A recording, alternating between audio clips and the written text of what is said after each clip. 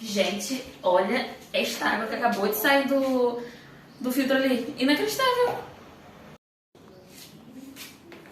Tá, mas essa gente não conhece o conceito de saneamento ambiental, né? Vocês não devem saber por completo, então eu vou ler pra vocês. Espera aí.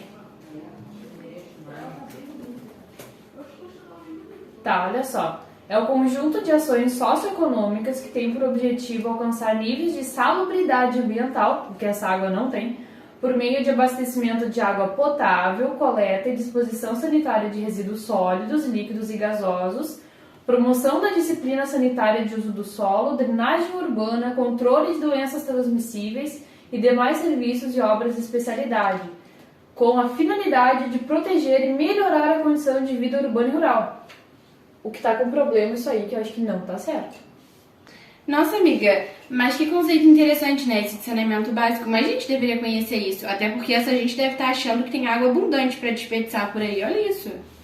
Mas, amigo, o que essa gente não sabe é que 97% da água do nosso planeta é salgada, então nos resta 3% de água doce. E dessa água doce, apenas 0,3% da água ela é considerada, digamos que, aproveitável. E esse aproveitável é o quê? Ela está tanto presente na composição das geleiras, composição da neve, composição dos lençóis freáticos, e o ser humano não tem acesso a isso, então ele não pode consumir dessa água. Fora que daí, então, também tem essa água do aproveitável no uso da indústria, no uso da agricultura e para o consumo humano. É uma quantidade de água, é uma porcentagem bem escassa, né? Bem grande, bem pequena para a quantidade de coisas que a gente tem que fazer. E como a quantidade de água do nosso planeta ele é sempre a mesma, eu acho que todo mundo deveria ter consciência de ter um uso racional dessa água. Por exemplo, a hora que tu for escovar os dentes, tu pode muito bem fechar a torneira, porque uma torneira aberta, por 1 minuto, ela gasta em torno de uns 3 litros de água, tá? E depois, por exemplo, a nossa torneira tá com problema de vazamento, ela tá pingando, né? A gente tem que fechar ela bem, porque senão, se eu não me engano, são 46 litros de água por dia que se gasta com uma torneira pingando. Imagina só! Nossa, realmente, né? 46 litros. Caraca, isso daria para hidratar muitas pessoas. Realmente, porque levando em conta que o consumo médio de água do indivíduo é de 2 litros por dia, sim. Só que assim, a gente tem que levar em conta de que o indivíduo tem que tomar uma água potável, não uma água assim. Isso aqui tá uma água insalubre para consumo. Tá, e tipo, para isso a gente precisa das ETAs, né, que a gente estava conversando antes. As ETAs são as estações de tratamento de água e elas fazem tanto o tratamento químico e o tratamento físico da água para que ela se torne potável. Eu acho que aqui faltou um pouco de tratamento químico, né? Pois é, né? Por isso que é bem importante a gente saber do que se trata o saneamento, a gente saber um pouco sobre o tratamento da água. A gente viu, por exemplo, em fisiologia que a água é indispensável para o nosso corpo. O nosso corpo é composto em grande parte por água e a gente viu um pouco disso no sistema renal, né? Além disso, a gente viu também em CTA, por exemplo, sobre o processo de higienização dos alimentos.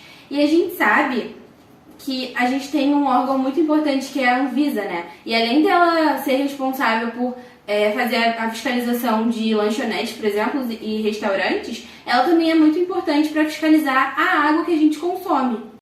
Além da gente ter a Anvisa, né, na nossa casa, a gente aqui viu que essa água tá super péssima para o consumo, a gente precisa ver, por exemplo, a cor da água, se ela tá adequada, o odor da água e também o seu sabor quando a gente vai consumir. Mas uma água tipo essa, por exemplo, a gente nunca vai consumir. Então a gente precisa ficar atento a essas características, né? A gente sabe que a água é muito importante, como eu já falei, para o nosso organismo, mas uma água como essa não vai ajudar em nada, ela só vai estar trazendo malefícios como algumas doenças, né, que a gente conhece.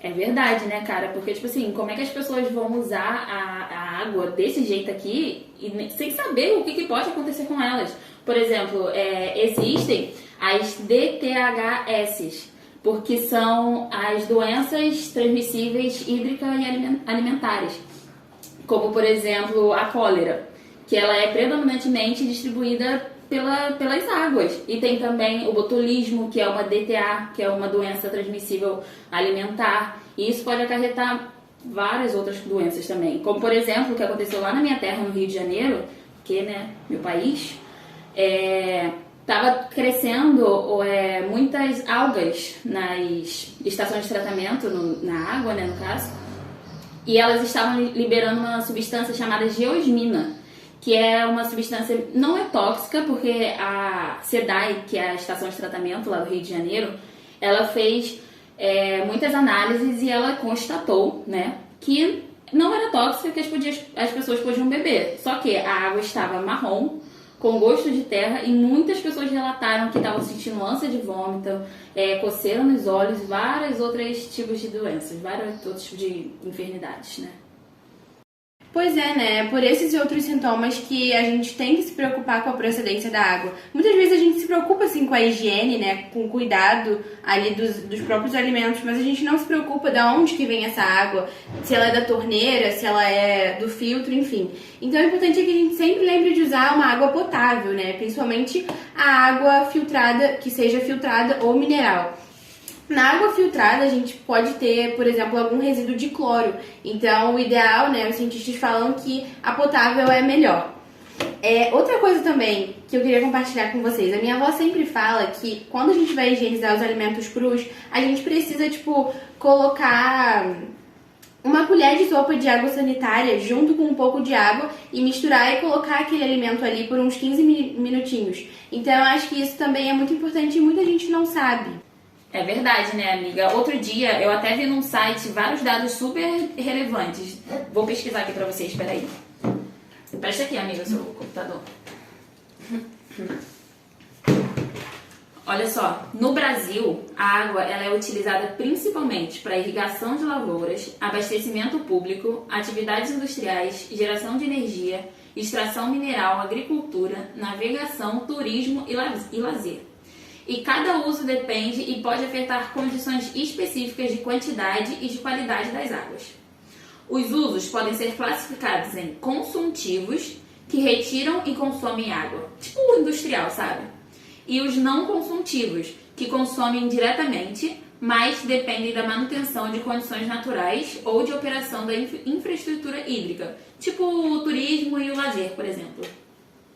E olha só, isso aqui é muito importante. Cerca de 93 trilhões de litros de água são retirados anualmente de fontes superficiais e subterrâneas para atender aos diversos usos consumtivos múltiplos e setoriais.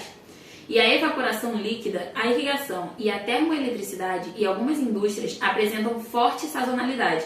Que é tipo assim, o consumo de água vai depender do mês que ela é tirada naquele ano, né? E esse conhecimento sobre os usos da água é constantemente aprimorado por meio de levantamentos, estudos setoriais, cadastros de usuários, para que vários setores usufruam desse tipo de água. E existe a ANA, que é a Agência Nacional de Águas e Saneamento Básico, que realiza estudos e emite normas que garantem o acesso aos recursos hídricos. Ou seja, existem várias organizações, tipo a Anvisa, a ANA, as DTHs, que buscam tratar, né, do tratamento da água e evitar várias doenças que podem acarretar se você consumir água desse jeito. Realmente, 93 trilhões, amiga, é muita coisa. Então a gente tem maneiras que a gente pode acabar economizando dentro da nossa própria casa. Por exemplo, estava vendo um dia desses.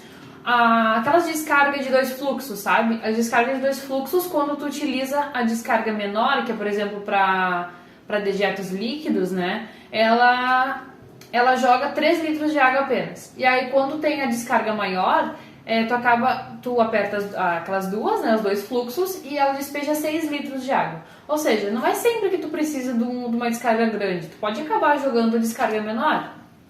Outra situação é vazamento. Vazamento de água, tem gente que deixa ali, deixa, nunca busca uma solução. Só que, como a gente estava conversando antes, é muita água que vai numa torneira pingando e pingando. O que custa, né, uma torneira pingando? O que custa a gente colocar um copo, botar uma bacia, botar um recipiente que a gente consiga captar essa água e utilizar para qualquer outra coisa, né? E, por exemplo, o ar-condicionado. Tem empresas, lojas, residências até mesmo que usam ar-condicionado o dia inteiro. E o ar-condicionado tem a torneirinha que fica pingando e pingando no momento do seu uso. É colocar um balde nessa torneira do ar-condicionado. Pode encher baldes e baldes. Pode ser usado para lavar roupa, pode ser usado para lavar o pátio, pode ser usado para muita coisa e que com certeza seria usada a água potável, né, se não tivesse essa água.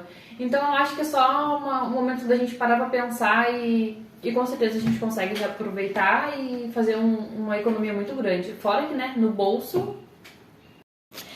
Oi, gente, então espero que vocês tenham aprendido bastante com esse bate-papo nosso e que a gente continue lutando por saneamento básico para todos e também que a gente se preocupe sempre com a racionalização da água e com o cuidado sobre ela. Beijo!